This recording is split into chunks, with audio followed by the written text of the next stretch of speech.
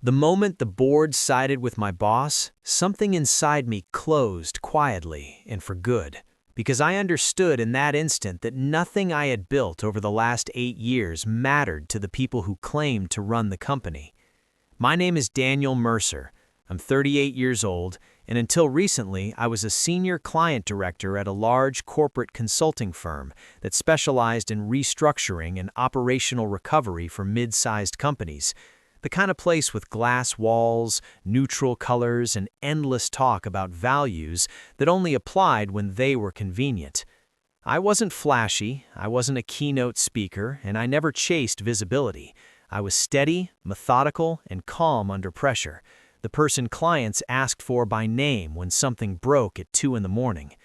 My job was simple to explain and hard to do. I was the bridge between anxious executives and a consulting machine that only worked if someone translated promises into reality. Above me sat my boss, Richard Hale, charismatic, loud, and impeccably dressed, a man who knew how to dominate a room without ever saying anything specific, and who understood early on that results were less important than owning the narrative around them. Clients were the real currency in our world, not logos on slides, but relationships built through hundreds of small moments, answering emails personally instead of delegating, staying on calls long after the clock hit 6, remembering the name of a client's operations manager, or the fact that their warehouse flooded one winter and nearly shut them down. Over years, trust accumulated quietly. I knew which CFOs panicked at silence, which CEOs needed blunt truth, and which boards only wanted reassurance wrapped in data, and I adjusted without thinking, because that was the work. At first, the system rewarded it, or at least seemed to, but slowly the signs changed in ways that were easy to ignore if you wanted to believe in fairness. Emails I sent summarizing client wins would go unanswered, then reappear days later in Richard's updates to leadership, with his name at the top and my contributions reduced to team effort. Meetings shifted. Where I used to be invited early to shape proposals, I was brought in late to explain decisions already made. In client reviews, Richard would speak first, confidently presenting outcomes I had negotiated line by line, while I sat beside him and nodded, telling myself that visibility didn't matter as long as the work held. Small humiliations followed, the kind that don't make sense to complain about. Jokes about me being too close to clients, reminders in front of others to stay in my lane, subtle digs framed as concern that I might be overstepping. I noticed junior consultants watching these exchanges, learning what was safe and what wasn't, and I felt something shift, but still chose patience, because patience had always worked before. The clients didn't change, though. They still called me directly, still forwarded emails meant for Richard to me asking for clarity, still trusted that if I said something would be handled, it would be, and that trust was the only reason several long-term contracts survived rough quarters. I tried once to address the imbalance privately, asking Richard if we could clarify roles so nothing looked confused from the outside, and he smiled in a way that never reached his eyes and told me not to worry, that leadership understood who did what, that I should focus on execution and leave strategy to him. After that, the warnings became louder. A calendar invite removed without explanation, a client lunch reassigned, a presentation where my slide deck appeared stripped of attribution. Still, I stayed, because leaving felt dramatic and loyalty felt like strength. The breaking point came during what was supposed to be a routine quarterly review with senior leadership, when Richard unexpectedly reframed our largest account as a risk, citing overdependence on a single relationship and looking directly at me as he spoke. I remember the room going quiet, the kind of quiet that signals a shift from discussion to judgment. And for the first time, I realized he wasn't just minimizing my role, he was preparing a story where my connection to clients was a liability. I didn't respond immediately. I waited, assuming context would protect me, that someone would ask for details. But instead, Richard continued, carefully, suggesting that I had blurred professional boundaries, that I was resistant to scaling processes, that my influence made transitions harder. The words landed with surgical precision, and when I finally spoke, calmly outlining facts, timelines, outcomes, the room listened politely and moved on. The meeting ended with smiles and vague assurances, but as people filed out, no one met my eyes, and later that day I received an email requesting my presence at a formal review with the board, citing concerns about my alignment with leadership. And I knew then that the quiet erosion had turned into an open accusation, and whatever came next would not be fixable by patience. The days between that email and the board meeting moved slowly, filled with rehearsed calm on the surface and a tightening awareness underneath that something was being decided without me.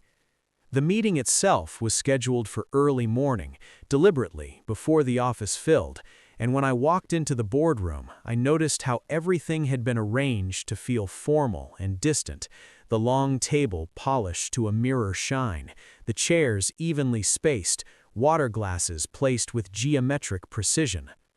Richard was already there, relaxed, jacket off, chatting easily with two board members as if this were a routine catch-up, and he greeted me with the same friendly nod he gave everyone, no tension, no acknowledgement of what he had set in motion. The board filtered in one by one, most of them people I recognized only from slides and signatures, not from real conversations, and the chair opened the meeting by thanking everyone for their time and emphasizing the importance of alignment and scalability, words that sounded neutral but already carried weight. Richard spoke first, smoothly, outlining recent wins, then pivoting seamlessly into concerns about structure, using phrases like single points of failure and risk concentration. And when he referred to my role, he did it indirectly, describing a function rather than a person, suggesting that certain client relationships had become too dependent on individual rapport rather than firm-wide process. He didn't accuse me outright. He didn't have to. He paused after each statement, letting it settle, and I could see board members nodding, relieved to be given a framework that didn't require them to understand the details. When I was invited to respond, it was framed as an opportunity to clarify, not to defend, and I spoke plainly, explaining how those relationships had been built over time, how continuity and trust were essential in turnaround work, how clients had chosen us because of consistency rather than branding. I referenced specific outcomes, timelines, renewals saved during difficult periods, but as I spoke, I felt the imbalance growing. Not because I was wrong, but because nuance made the room uncomfortable. One director asked whether my approach could be replicated at scale, another whether my presence had slowed internal transitions, and I answered honestly, saying that people couldn't be replicated, but systems could be supported by them, that removing experience didn't make process stronger, it made it hollow. Richard responded gently, almost sympathetically, saying that no one questioned my dedication, but that the company needed to think beyond individuals, that dependency, even well-intentioned, could become a constraint, and he framed his comments as concern for the firm's future rather than critique of my past. The board leaned into that language, relieved, and the chair summarized by saying that while my contributions were valued, leadership had to prioritize long-term stability, and that meant redefining roles and reducing perceived risk. The decision itself was delivered calmly, almost kindly, effective immediately. Client oversight would be redistributed, reporting lines adjusted, and my role would be reviewed for alignment with the new structure. No one raised their voice, no one looked angry, and that was what made it unmistakable. This wasn't a discussion, it was a conclusion presented as process. I watched hands fold, pens align, eyes glance briefly in my direction and then away, and in that silence I understood that the choice had already been made long before I entered the room. When the chair asked if I had any final comments, I looked around and realized that explaining more would only confirm the narrative that I was resistant to change, too invested, too close, so I said I understood the direction and would cooperate fully. Richard smiled then, just slightly, not triumphantly, but with the satisfaction of someone who had successfully simplified a complex problem. The meeting ended on schedule, chairs sliding back in unison, polite goodbyes exchanged, and as I gathered my notebook, a board member thanked me for my professionalism, the way someone thanks a service provider whose contract is ending.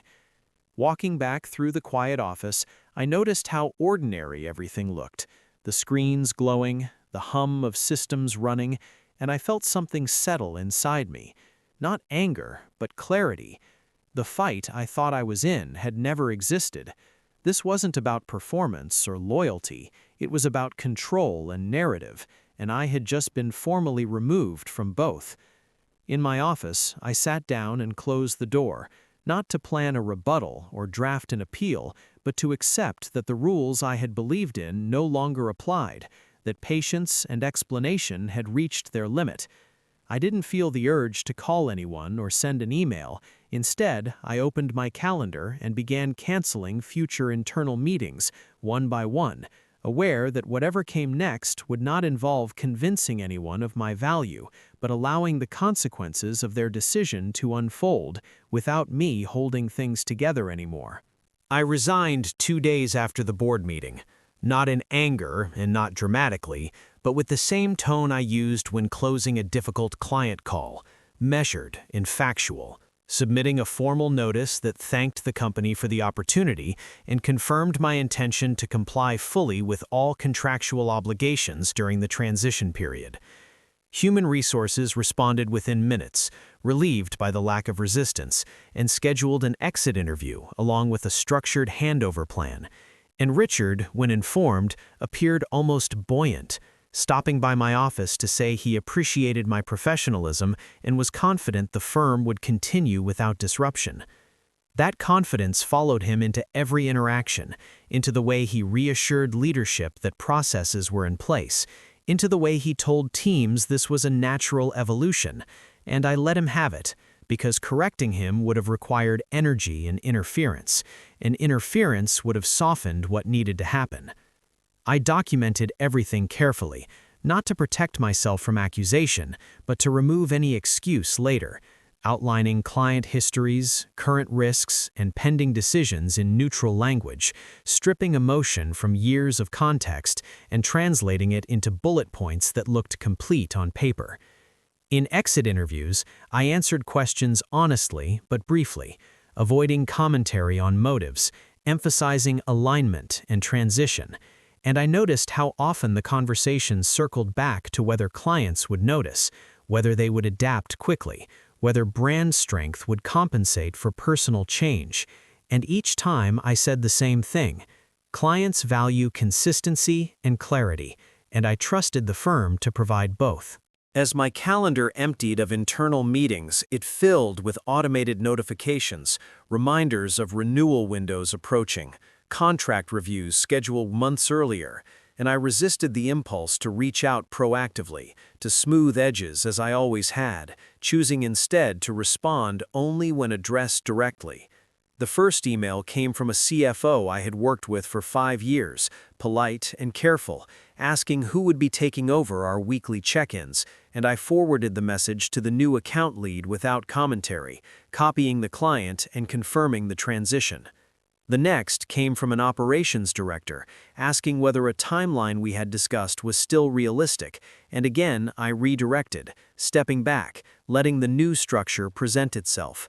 None of the messages were emotional, none mentioned loyalty or disappointment. They were practical, almost cautious, and that was what mattered, because caution in business is rarely neutral. Richard watched these exchanges with interest rather than concern, occasionally remarking that change always caused temporary uncertainty, that clients tested boundaries, that this was expected, and he spoke as if uncertainty were something that resolved itself automatically, rather than something managed by people. Weeks passed, and I completed handovers diligently, sitting in meetings where my role was to listen and clarify, not to guide. and I noticed how often questions landed unanswered, how often someone would say, "We'll follow up," and move on, leaving a space that I had once filled without thinking. I chose not to step in, even when it would have taken seconds, because stepping in would have preserved the illusion that nothing had changed. The clients noticed the pauses, the delayed responses, the slight shifts in tone, and their emails adjusted accordingly, growing more formal, more precise, asking for documentation that had never been necessary before. Renewal discussions, once routine, slowed. Decisions pushed to next quarter, then the quarter after, and when asked internally whether this was unusual, Richard shrugged it off, attributing delays to market conditions, telling the board that pipelines remained strong. I watched from the side as forecasts stayed optimistic while reality softened, and I stayed silent, because silence was no longer avoidance, it was adherence to the boundaries they had set. Near the end of my notice period, I received a message forwarded from sales, a client requesting a temporary freeze on scope expansion until they had clarity on account ownership and escalation paths, and when asked for my input, I replied that the new structure should address their concerns and that I was confident the team could manage without my involvement. It was the truth, technically, and that precision mattered. On my final day, I returned my badge, shook hands, and left the building without ceremony, walking past the glass walls that reflected a version of me that no longer belonged there, and for a brief moment, I wondered if restraint would be mistaken for weakness. That thought faded a week later when a notification landed in my personal inbox, an automated alert from a client system I no longer had access to, informing me that a major account had postponed renewal pending review of strategic partnership alignment. Language I recognized immediately because I had helped clients draft it before, and in that phrasing, careful and non-accusatory, I saw the first undeniable sign that this wasn't adjustment anymore, it was preparation. The reaction began slowly, and then, all at once, the way structural failures do when stress finds every weak point simultaneously, and I could see it from a distance through fragments that reached me despite my absence, forwarded emails from former colleagues asking if I had heard anything, calendar notifications disappearing from shared threads, and the subtle change in tone when people spoke about the firm in the past tense. One client after another froze renewals, not dramatically but decisively, citing internal reviews, governance checks, or the need to reassess long-term alignment, and each pause triggered another internal meeting, another spreadsheet, another attempt to model reassurance into numbers that no longer held. Richard responded as he always had, with authority and volume, calling all hands calls to project confidence, telling teams this was a temporary contraction, reminding everyone that the brand was bigger than any one relationship. But the words echoed strangely in half-empty virtual rooms where cameras stayed off and questions went unanswered. Sales forecasts were revised quietly at first, then more aggressively. Targets missed and reclassified as timing issues, and the board requested updates more frequently, their emails shorter, their tone tighter, asking for explanations that didn't rely on assumptions. I heard that Richard began inserting himself into client calls he had never attended before, speaking over account leads, promising stability he couldn't personally deliver, and clients responded with politeness that concealed distance, thanking him for the overview and asking for written confirmation, a sure sign that trust had shifted from conversation to documentation. Internally, panic surfaced in small ways. Project managers reassigned twice in a week, emergency task forces formed and dissolved, consultants pulled from delivery to help with retention efforts they weren't trained for, and calendars that once overflowed with review sessions now showed long stretches of white space. Attempts to regain control only exposed the absence of it, and when Richard announced a new centralized client engagement model, positioning it as innovation, it landed flat, because it came after the disruption rather than before. The unexpected twist arrived in the form of an external audit triggered by a client's governance requirement, a routine compliance check that expanded when auditors noticed inconsistencies between reported client stability and actual contract status. And suddenly, the firm wasn't just managing perception, it was responding to scrutiny. One board member, the same one who had thanked me for my professionalism, began asking pointed questions about historical dependencies, about why certain relationships had deteriorated immediately after restructuring, and I was told later that during a closed session, he asked whether the board had misunderstood where value truly resided. That question didn't change outcomes, but it altered the room, shifting blame from market conditions to decision-making. And Richard, confronted with data rather than narrative, struggled to adapt. He grew sharper in meetings, less fluid, interrupting explanations with directives, insisting on loyalty when clarity was required. And the more he asserted authority, the more it became obvious that authority without trust was hollow. Clients didn't announce departures, they simply exercised clauses, reducing scope, terminating early where possible, moving critical work elsewhere while leaving non-essential pieces behind. And each exit removed not just revenue but credibility, because these were reference accounts, names that had anchored pitches and justified premiums. I watched the chain reaction reach its peak through a final piece of news delivered casually by a former teammate over coffee, that the largest account I had managed, the one Richard had labeled a risk, had formally notified the firm of termination effective at the end of the quarter, citing loss of continuity and confidence in escalation paths. That single contract accounted for a disproportionate share of projected growth, and when it vanished, projections collapsed with it, forcing the board to acknowledge a gap too large to explain away. Emergency meetings followed, advisors brought in, language shifted from strategy to mitigation, and Richard's presence diminished, his updates filtered through committees rather than delivered directly, a quiet demotion without announcement. The office changed too. Floors consolidated, travel budgets frozen, senior consultants updating resumes between calls, and the culture of certainty that had once insulated leadership gave way to whispered calculations of who might be next.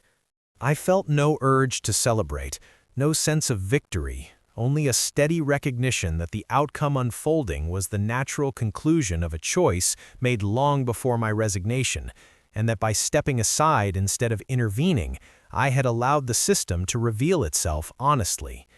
The emotional peak came not with confrontation, but with confirmation, when a board summary circulated internally acknowledged that the firm had underestimated the relational component of its client model, a sterile sentence that translated into lost trust, lost revenue, and lost time.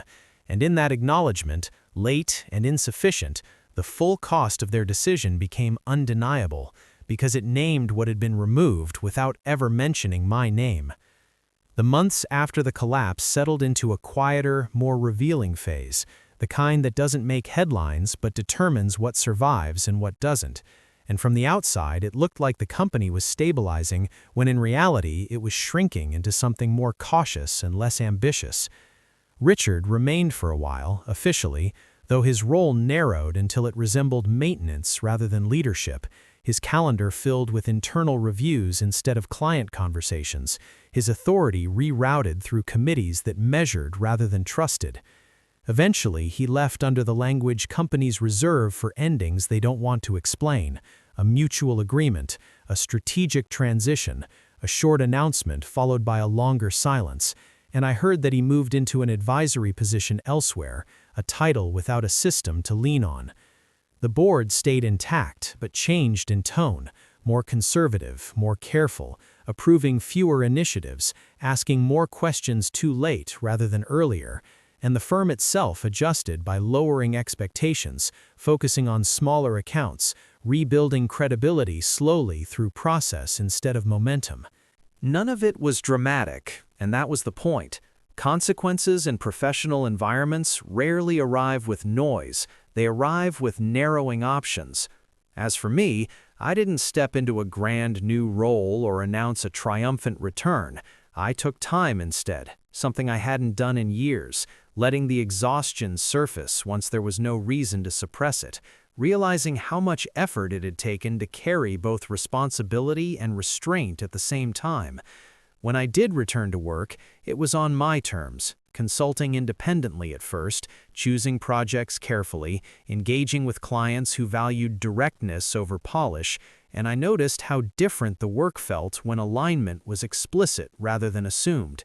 I had fewer illusions about loyalty, fewer assumptions about fairness, but more control over where my energy went, and that trade felt honest. Occasionally, someone from the old firm would reach out, cautiously, asking for perspective or context, and I would answer when it was appropriate, never bitter, never evasive, because the story no longer needed managing.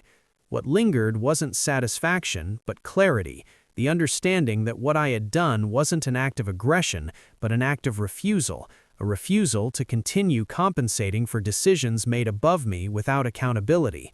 The revenge, if it could be called that, was simply stepping away and allowing gravity to do its work, letting structures that relied on invisible effort reveal their true weight once that effort was removed. I didn't take clients, they made choices. I didn't undermine leadership, it exposed itself. I didn't burn bridges, I stopped reinforcing them alone. Over time, the narrative simplified, as narratives always do, and people spoke of market shifts, of timing, of lessons learned, but beneath those explanations sat a quieter truth about dependence and denial, about mistaking compliance for stability. I carry that truth with me now, not as a warning I announce, but as a filter through which I assess every opportunity, every promise of alignment, every assurance that systems matter more than people. The calm I feel isn't triumph, it's the absence of contradiction, the relief of no longer holding together something that refused to recognize what sustained it. In the end, nothing was destroyed by force, nothing was taken in anger. The damage came from absence, from a single support quietly removed, and the system, left alone, showed exactly what it was worth.